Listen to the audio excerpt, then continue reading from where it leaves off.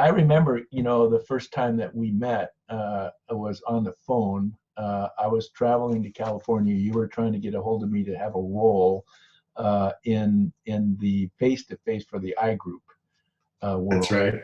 And I called you, and we had a great conversation. And you ran, from Mhm. my judgment, the best one we've ever had in terms of organized. And Oh, thank you. we obviously burned you out because you've done after that, or maybe we inspired you to do the other things you've done. I don't know. It was fun. It was a kind of a project with a beginning and an end, which is sometimes really nice. Yeah. And I got to make a lot of great connections with people, and the event itself was fun, and it went well. So I was happy. Yeah. Great. All right. So I'm really grateful that you agreed to come and share yourself with us and get to know us better, and us to get to know you a little bit better. So again, thanks for being willing to be here with us. So if we could start out by just when did you do the weekend, and just a little bit about that piece, what got you to do Sure. that? Yeah. So I've been in men's groups since I was about 22 years old, and I lived in Northern California for 30 years. And the men's group I was in there, we got together when our kids were in preschool, and we went all the way through when our kids were out of the house. We were together for 16 years. And then my wife and I moved to North Carolina, and I was looking for a men's group. So I Googled Asheville men's group, and MKP came up, and I'd never heard of it. So I asked some of my men's group guys if they knew about MKP. And one of them said he had a couple of friends who had done the weekend, and they said it had changed their life. So that was good enough for me. So I signed up, and 2 weeks after I moved here, and this is in 2011, I got in a car with a bunch of strangers and went and did my weekend in Reidsville, North Carolina. And damn, it changed my life. So talk to me a little bit. It sounds like you got interested because you just heard about it. There wasn't anything driving internally, that you Right. weren't in some crisis or any of that, but you had been in work of, growing yourself up, and they heard this. You heard about this and did it. What I just heard was that you say that it changed your life. How Mhm. say more about that? What changed inside? Sure. Yeah, so in all the years that I've sat in men's groups, it was about men supporting each other, men being vulnerable, men opening up, and that was really powerful for me for many years. What MKP did is, to me, it felt like it took it to another level, and a Mm-hmm. lot of that was through the technology it had. The protocols we use, accountability and clearing, and the processes we use for carpet work. Um, so it was exciting for me that men had a technology to really go deeper, Uh-huh. and to do the work consistently on a deeper level. That was very exciting to me. Mm-hmm. And I remember I came out of the weekend, and they say, just let it percolate for a few days. Don't talk about it. And I got home, and I couldn't shut up. I sat on the front porch with my wife, and I was like, oh, and we did this, and then we did this, and there was so and so. And so diving deeper was very exciting for me, and having tools to use was very exciting for me. And yeah, so I've jumped all over that since then. So it sounds like you were kind of surprised that you were enchanted to go, and then you came away deepened and sort of surprised about all these other pieces that you didn't know were around. Yeah, I was surprised. I went into the weekend thinking, I kind of know this stuff, and this is a way to connect with men. So I was surprised at all what felt like new openings for Mm-hmm. me. So how did you, most of us go after the weekend, or in my case, I was in a open I group before I went through the weekend, but came back afterwards to an I group. You said that you were in men's groups already. Did you just keep with those groups, or did you integrate into some other I groups, or did you bring this project into those groups? How did you interface that? Yeah, well, I had just moved from California to North Carolina, so I didn't have a men's group here. Oh, okay. So immediately after the weekend, I started attending I groups in the Asheville area. And Asheville has a fairly large community, so we have multiple I groups that all meet together. They start together on Wednesday nights. So I immediately stepped into a group of 20 to 30 men at that time, and very quickly became part of a community and part of an I group. And yeah, I've been doing that since. So And now, I haven't heard that about this much, but so maybe you can explain that. I love the idea that there's separate I groups that come together and start together and then go off in their groups. Is that what I heard you say? In the Asheville, that's how they do it. yeah, So how do you start that? yeah. At Do you, at this point in Asheville, usually over 50 men show up on Wednesday night. uh-huh. And so what we do is we circle up outside. We may do some ritual. We have a business round. We sit around announcements, and then that takes up to about a half hour. And then we break up into individual I groups. And on any one night, there might be 5 or 6 I groups that meet in different rooms of the site. Uh-huh. So it creates a sense of community, which is really nice. Yeah, and it must from there you must be able to do more community events because you have the whole body to kind of generate it. Yeah, cool. Yeah, we do.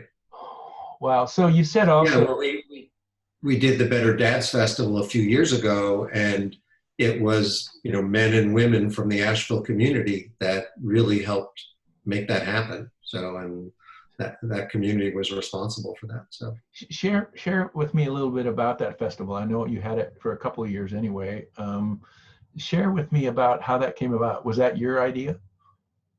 yeah, it was my idea, and initially it came about from loving the work that we do in MKP, but feeling a separation between us and the larger Asheville community. Mm-hmm. So I wanted to find a way to bring it into the community, maybe to even, have more prominent branding of MKP in the community, and and then working with a core group of supporters and mentors.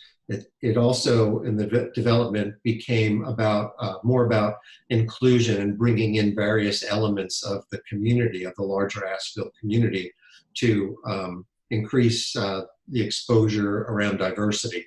So we started connecting with minority communities, the Cherokee community, the Black community, the Hispanic community, and the GBT community in the greater Asheville area, and started bringing those organizations in. And we chose a dad's festival just because that's a good thing for men to do. Mm-hmm. And it was really mostly about bringing community together around the work that men can do. That's really what it was about. And it was about family. So the first year we did it, we probably had about 1,000 attendees, and we had all sorts of different activities and music and and booths. So a lot of information about MKP, and we had women from Women Within working with us, and it was very exciting. We didn't really know what we were doing, and it was wonderful. Yeah. And then I was actually out of town next year. Tim Chumley took over as the director of the festival the following year. Uh-huh. And then this last year, we actually had a pastor from the Black community reach out to, because he was interested in doing something for fathers from his community in that time slot. And we ended up not having a festival, but we're beginning to look into what we can do together to support some of the dads in prison in our community. Oh, so wow. There's cool things coming out of it. Yeah. Well, I just want to acknowledge your visionariness around this, because what we need more and more of is the modeling of what good dads are, good men look like, and the ways to get there. We're as men, we're certainly on the firing line right now, and we've certainly earned ourselves there for the most part. But having a way for men to find themselves to their better way, and also how to highlight men who are doing their work.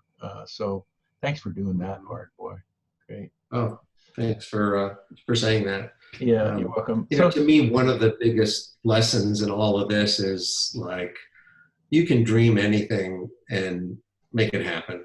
I mean, or I can dream anything and make it happen. And it's just a matter of bringing people in for support and let's do this together. But I mean, one of the things that I've learned really in more recent years is anything really is possible.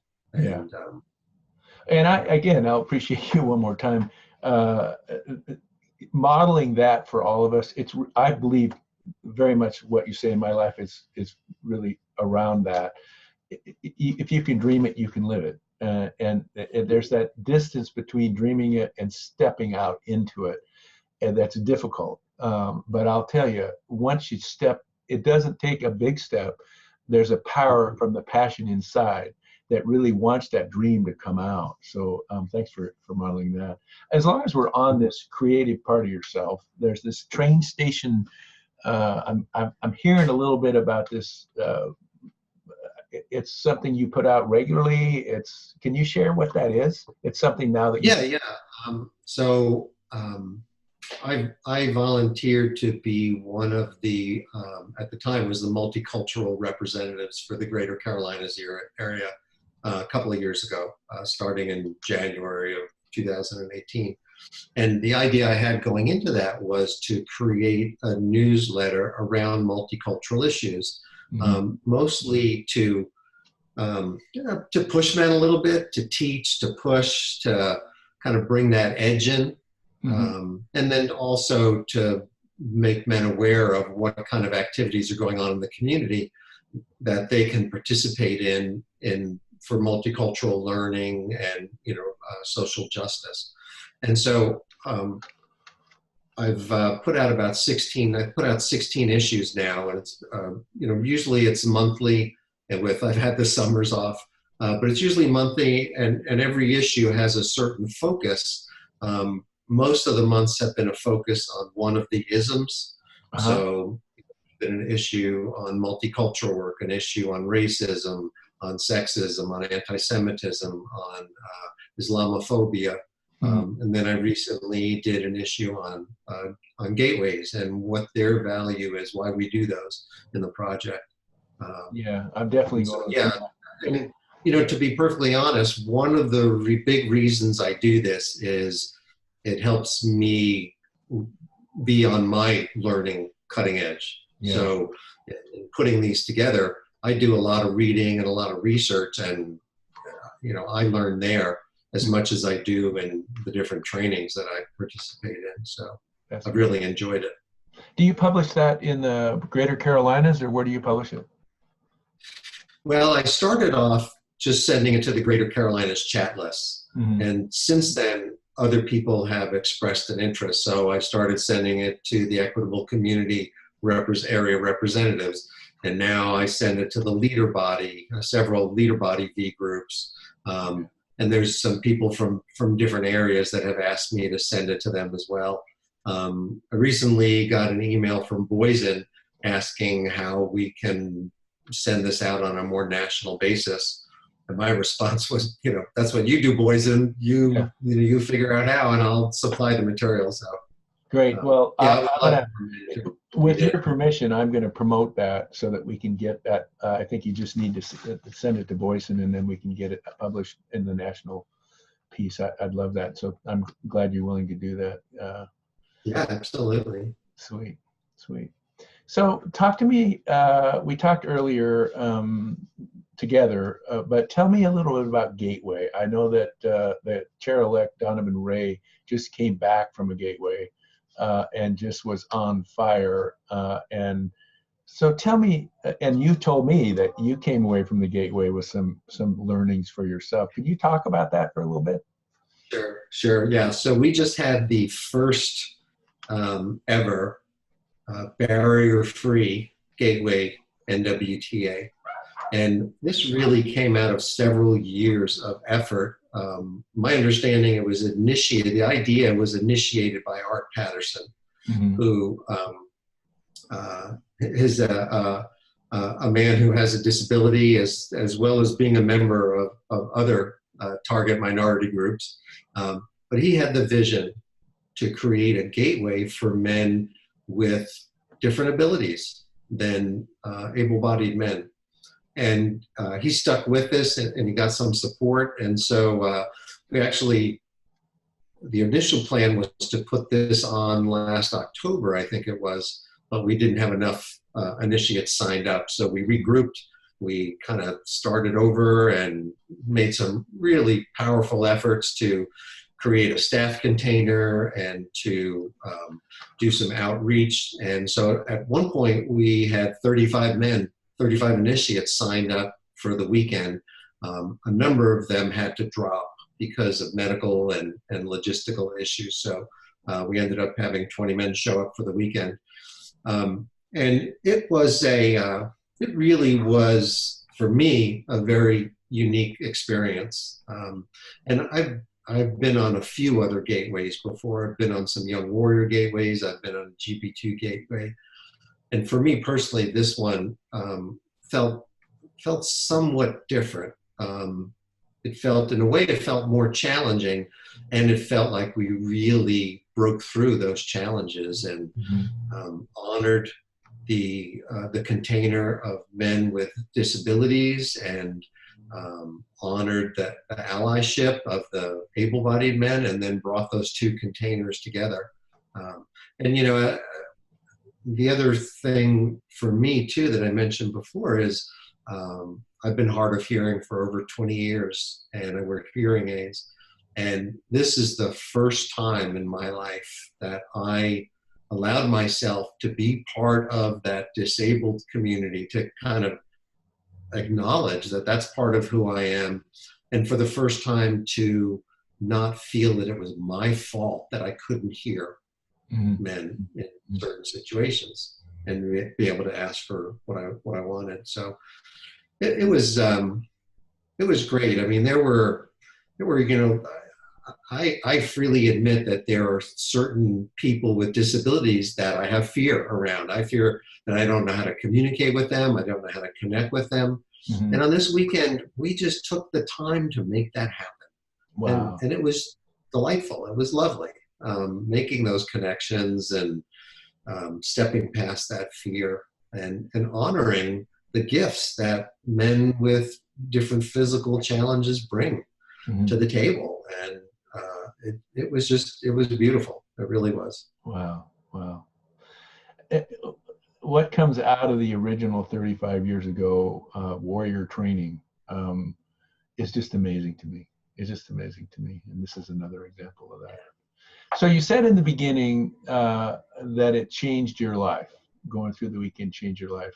How do you see that now, after the number of years that it's been since then? How do you see that effective change in your life showing up for you internally? We can all hear what's going on externally, and that's awesome. But internally, what do you see? What do you feel? Well, the biggest change for me has to do with my family. So I'm married, and I have 3 children, and all those children have partners. And since I started doing this work, all of those people have done this work, either through MKP or some other organization, but all of them have committed to personal transformational work, to be authentic, feeling, emotionally intelligent people. And when I look at just my own family, and I see the healing that's taken place for me and for members of my family, and I look at the family that I grew up in, and to see the healing in just one generation, the shift in one generation,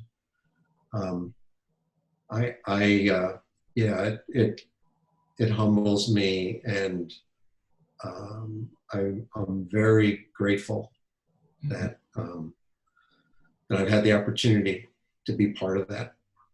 Yeah, thanks for and that. I know, after I'm gone, they're still going to be living that way and living those values and that authenticity. Yeah. There's no greater blessing for me. Great.